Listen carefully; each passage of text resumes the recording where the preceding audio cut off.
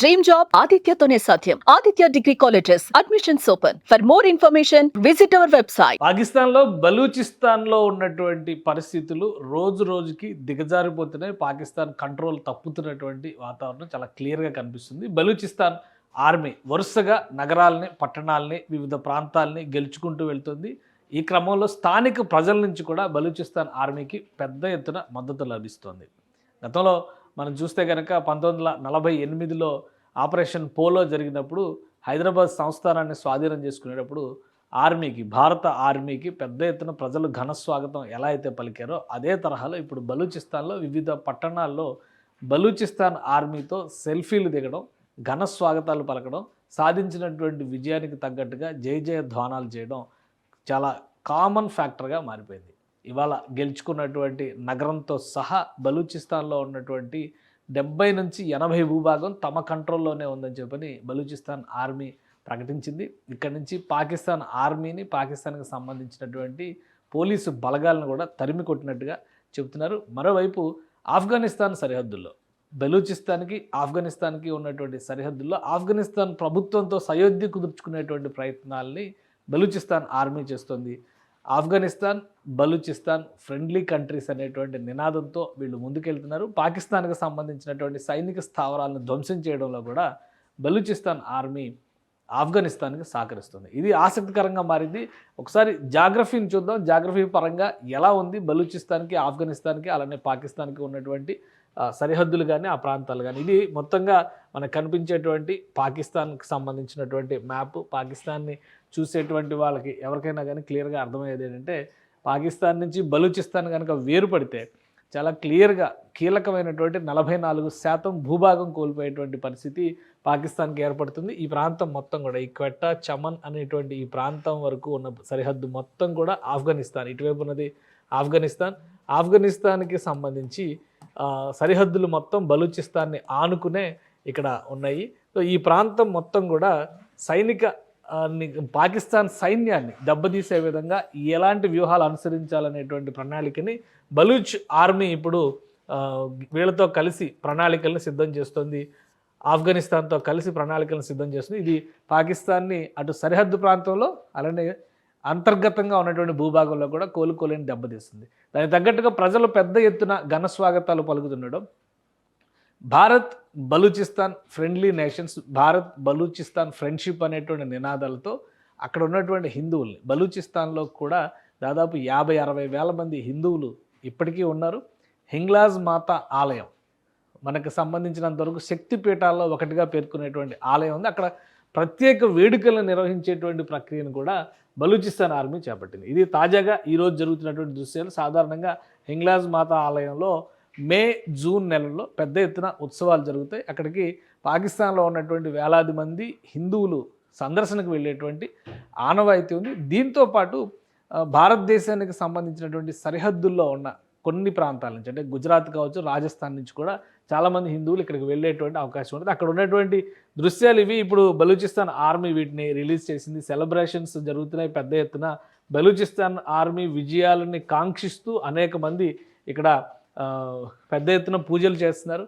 So రాబోయే రోజుల్లో హిందూ సంస్కృతి అనేది తమ సంస్కృతిలో భాగం అనేటువంటి మాట బలూచిస్తాన్ చెబుతోంది. ఈ క్రమంలోనే భారతదేశం మద్దతుని పెద్ద ఎత్తున కోరుతోంది బలూచిస్తాన్ ప్రజలు సాంస్కృతికంగా చూసినప్పుడు దక్షిణాది భారతీయులకి కూడా అనుబంధం ఉన్నటువంటి జాతిగా మనం చూడాల్సింది. ఉదాహరణకి ద్రావిడ భాషలుగా చెప్పేటువంటి ప్రాంతాలన్నీ కూడా దక్షిణ భారతదేశంలోనే ఉన్నాయి. బలూచిస్తాన్లో మాట్లాడేటువంటి బహ్రోయి లాంటి భాషలో ద్రవిడ భాషలుగా గుర్తింపు పొందినటువంటి భాషలు. అంటే మొత్తం మీద అటు భారతీయులకి, ద్రవిడ భారతానికి కూడా బలూచిస్తాన్కి సంబంధాలు ఉన్నాయనేటువంటి మాట తెలిసిందే. ఈ క్రమంలోనే బలూచిస్తాన్ ఆర్మీ హిందువులని ప్రత్యేకంగా గౌరవించే విధంగా అక్కడ వ్యవహరిస్తుంది. హింగ్లాజ్ మాత ఆలయం దగ్గర పెద్ద ఎత్తున ఉత్సవాలు నిర్వహించడానికి కావాల్సినటువంటి ఏర్పాట్లు చేశారు. ఈ ప్రాంతం అంతా కూడా BLA కంట్రోల్లోనే ఉందని చెబుతున్నారు, వాళ్ళు క్లెయిమ్ చేస్తున్నారు.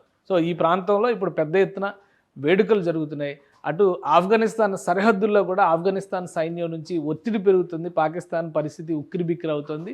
ఇటువైపు అంతర్గత భూభాగాల్లో 70% వరకు భూభాగం బలూచిస్తాన్ ఆర్మీకి ఘన స్వాగతాలు పలుకుతుంది. ముందు మా పట్టణానికి గెలవాలంటే మా పట్టణానికి గెలవాలనేటువంటి రీతిలో ఉంది. ఒక్కొక్కటిగా ఒక్కొక్క నగరం కొలాప్స్ అవుతున్నటువంటి పరిస్థితి చాలా క్లియర్గా కనిపిస్తుంది. దీనికి తోడు ఇప్పుడు ఈరోజు జరిగినటువంటి నిర్ణయం, ఈరోజు తీసుకున్నటువంటి విజయాన్ని కనుక ఒకసారి దృష్టిలో పెట్టుకొని చూస్తే పాకిస్తాన్ పరిస్థితి మరింత దయనీయంగా మారుతుంది. ఈ ప్రాంతంలో ఉన్నటువంటి కీలకమైన ప్రదేశాలు ఇప్పుడు ముఖ్యమైనటువంటి నగరాలు, కలాత్ నగరానికి సంబంధించి మనం చూసినా కానీ సురాబ్ సిటీని ఇప్పుడు ఆక్యుపై చేసింది. కలాత్ నగరానికి వెళ్ళేటువంటి ప్రయత్నాల్లో ఉంది.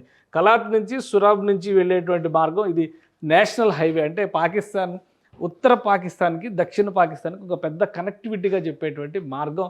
ఈ మార్గాన్ని ఇప్పుడు పూర్తిగా బ్లాక్ చేసి బిఎల్ఏ కంట్రోల్లోకి తీసుకుంది. దీంతో ఇటు గ్వాదర్ పోర్టుకు వెళ్ళేటువంటి మార్గం, ఇటు కరాచీ పోర్టుకు వెళ్ళేటువంటి మార్గం, ఈ రెండింటిపైన కూడా బిఎల్ఏకి కంట్రోల్ వచ్చింది. టెక్నికల్గా పాకిస్తాన్ సైనిక కదలికల్ని, సాయుధ బలగాల కదలికల్ని కూడా నియంత్రించేటువంటి అవకాశం ఇప్పుడు బలూచిస్తాన్ ఆర్మీ చేతుల్లోకి వచ్చింది. ఇది ఒక పెద్ద విజయంగా బలూచిస్తాన్ ప్రజలు సంబరాలు చేసుకుంటున్నారు. బలూచిస్తాన్ ఆర్మీకి అండగా బాసటగా నిలుస్తున్నారు, సెల్ఫీలు దిగుతున్నారు. పాకిస్తాన్ ప్రభుత్వానికి సంబంధించి ఆ ప్రాంతంలో ఉన్నటువంటి వివిధ కార్యాలయాలన్నింటినీ కూడా బలూచిస్తాన్ ఆర్మీ కంట్రోల్లోకి తీసుకుంటుంది.